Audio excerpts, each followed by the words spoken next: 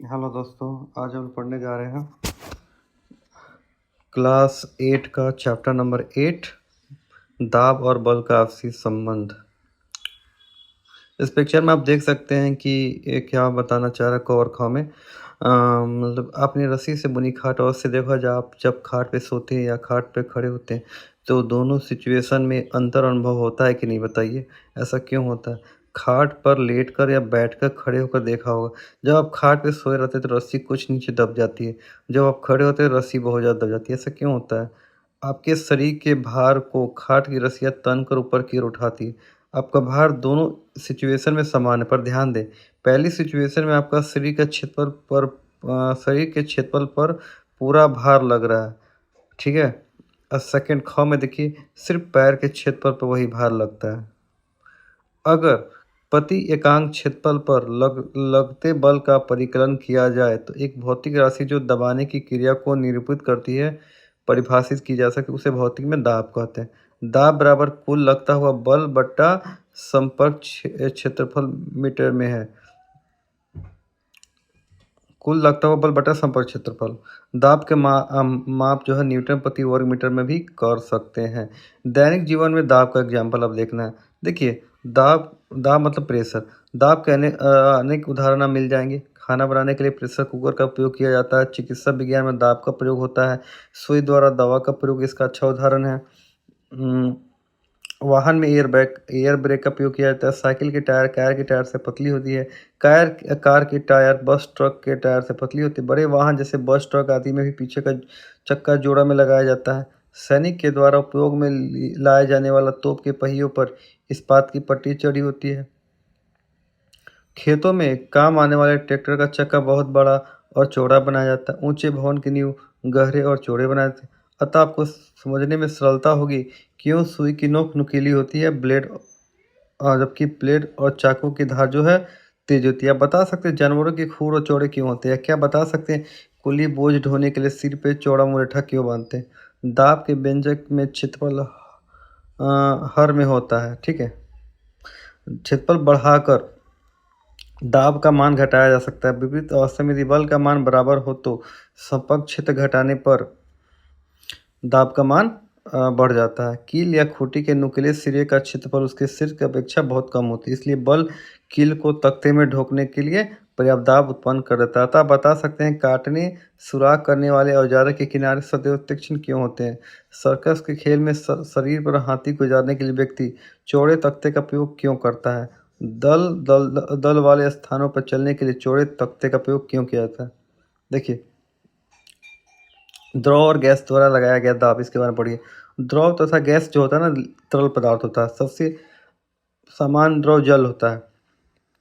वायु गैस से धूलकण आदि के मिश्रण है। तरल पदार्थों का एक सामान्य गुण होता है, वे बहते हैं। द्रव उच्च स्तर से निम्न स्तर की ओर बहता है, जबकि गैस का बहाव जो होता है ना, सभी दिशाओं में होता है। ब्लेज पास्कल फ्रांसीसी वैज्ञानिक ने यह सिद्ध किया प्रयोग के द्वारा कि तरल पदार्थ सभी दिशाओं में एक समान दाब आरोपित करते हैं। ठोस में दाब भार के कारण नीचे की ओर लगता है, जबकि तरल पदार्थों द्वारा दाब नीचे ऊपर तिरछी दिशाओं में आरोपित होते हैं। तो ये पिक्चर दे रहे हैं, देखिए। इस क्रियाकलाप दिया हुआ है कि एक कठोर रबड़ की गेंद लीजिए, इसमें सुई की सहायता से बहुत से छिद्र हर तरफ कर देते हैं, इसे दबा कर इसके अंदर की वायु निकाल देते हैं। इसके बाद जल से भरी बाल्टी के अंदर डुबाते हैं। गेंद से दाब हटाते ही जल छिद्र से अंदर चला जाता है। गेंद को जल से बाहर निकालते गेंद के अंदर जल भर जाता है। अंगुष्ठा और तर्जनी के बीच गेंद को पकड़कर दबाने से सभी छिद्रों से जल बाहर आना शुरू हो जाता है। अब एक अन्य रबड़ की गेंद लेते हैं, इसमें सुई से छेद कर देते हैं, इसमें वायु पंप से वायु भरते हैं, सभी छिद्रों से वायु निकलने लगती है। इस पर आपने देखा कि तरल पदार्थ सभी दिशाओं में छिद्र पर दाब आरोपित करते हैं। जब जिससे छिद्र से होकर जल या हवा बाहर निकलना शुरू हो जाता है। द्रव द्वारा दाब लगाया जाना। आप जानते हैं कि तरल सभी दिशाओं में दाब आरोपित करते हैं। क्या यह बात द्रव और गैस दोनों के लिए सत्य है? द्रव में नीचे की ओर दाब, इसकी देखिए, एक परखनली लेना है। परखनली दोनों छोर पर खुली रख दीजिए। परखनली की एक छोर को गुब्बारे की रबड़ से बांध दीजिए। अब आप इस परखनली में थोड़ा सा जल डालिए। क्या रबड़ की सीट थोड़ा फैल जाती है? पाइप में जल स्तंभ की ऊंचाई को नोट कीजिए। पाइप में थोड़ा जल और उड़ेलिए। रबर सीट के फुलाव और पाइप में जल स्तंभ की ऊंचाई को नोट कीजिए। इस प्रक्रिया को कई बार जल की अलग अलग मात्रा लेकर दोहराए। क्या रबर सीट के फुलाव और पाइप के पानी के स्तंभ की ऊंचाई में कोई संबंध आप देख पाते हैं?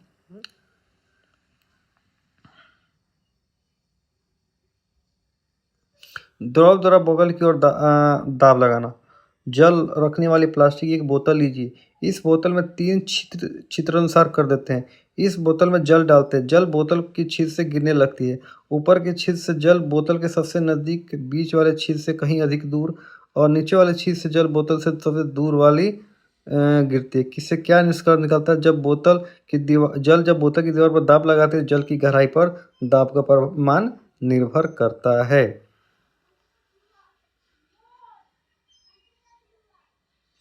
इसी तरह क्रियाकलाप 2 है।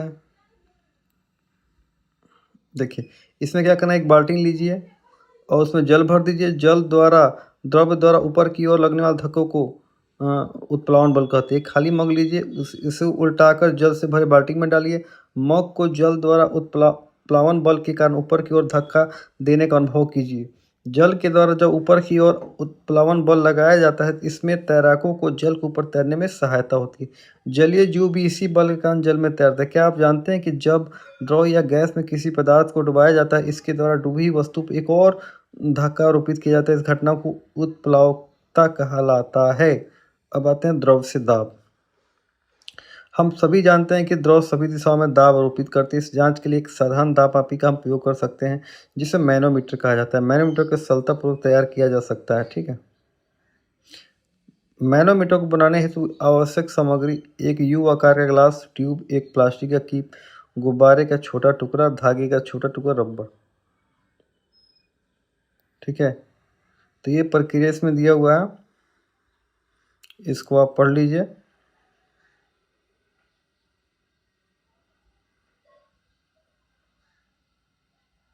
अब आते हैं वायु और वायुमंडल। वायु हमारे चारों ओर है। वायु पृथ्वी को घेरे हुए। पृथ्वी के चारों ओर वायु के ऐसे आवरण को वायुमंडल कहते हैं। वायुमंडल का प्रभाव पृथ्वी से लगभग 800 किलोमीटर से ऊपर तक है। वायु स्थान घेरती है। वायु में भार होता है, इस कारण वायु दाब डालती है। अब आते हैं वायुमंडलीय दाब। वायु भार में हल्का होता है, लेकिन हमारे सिर के ऊपर वायु की बड़ी मात्रा होती है, जिस कारण से इसके द्वारा अत्यधिक दाब आरोपित किए जाते हैं। इस दाब का अनुभव नहीं करता। जर्मन के वैज्ञानिक ऑटो हॉर्न यूरिक ने वायु दाब की विशालता का प्रयोग धातु के कटोरा लेकर दिखाया था। दोनों कटोरों में एक गोला बनाया गया और कटोरों से वायु सूचक पंप द्वारा वायु निकलती गई। जब कटोरों को अलग करने के लिए 8 घोड़ों के द्वारा दोनों कटोरों को दोनों ओर खींचने से अलग किया जा सका। देखिए, एक और है एग्जाम्पल, क्रियाकलाप 3। इसमें क्या है कि टीन का डब्बा या कंटेनर लेना है। इस टीन के कंटेनर का मुंह खोलकर उसमें थोड़ा सा जल भर दीजिए। जल कंटेनर कितना गर्म कीजिए, कंटेनर के अंदर जलवाष्प द्वारा वायु बाहर निकल जाए। अब कंटेनर के खुले मुंह को ढक्कन से बंद कीजिए और कंटेनर को गर्म करना बंद कीजिए। बंद कंटेनर को आग से अलग हटा कर देखिए। इस पर कुछ ठंडा जल डालिए। ठंडा जल डालने पर कंटेनर के अंदर की जलवाष्प संघनित होकर जल में बदल जाती है।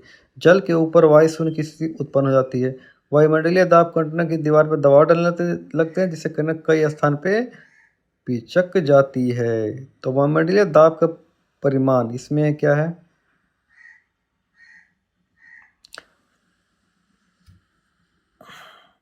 एक 15 सेंटीमीटर गुने 15 सेंटीमीटर क्षेत्रफल और वायुमंडल की ऊंचाई के बराबर ऊंचाई के स्तंभ में वायु का भार लगभग 225 किलोग्राम द्रव्यमान की किसी पिंड के बराबर होता है। इस पर भार की हम दबकर चिपक क्यों नहीं जाती? इसका कारण है कि हमारे हमारे या किसी प्राणी के अंदर का दाब भी वायुमंडलीय दाब के बराबर या बाहर के दाब को निरस्त कर देता है। तो ये सब चीज़ हमने पढ़ा। ये नया शब्द देख लीजिए। उसके बाद इस चैप्टर में हमने क्या सीखा? प्रति एकांक क्षेत्रफल पर लगने वाले बल को दाब कहते हैं। दाब का मात्रक न्यूटन प्रति मीटर स्क्वायर होता है, जिसे हम पास्कल कहते हैं। बड़े क्षेत्रफल पर बल लगाने से दाब का मान घट जाता है। नुकीली कील या तेज चाकू जिसके सिर चौड़े होते हैं, नोक तथा धार पे दाब का मान बढ़ा देते हैं। बल पूर्ण धक्का, जबकि दाब इकाई क्षेत्र पर लगने वाला बल होता है।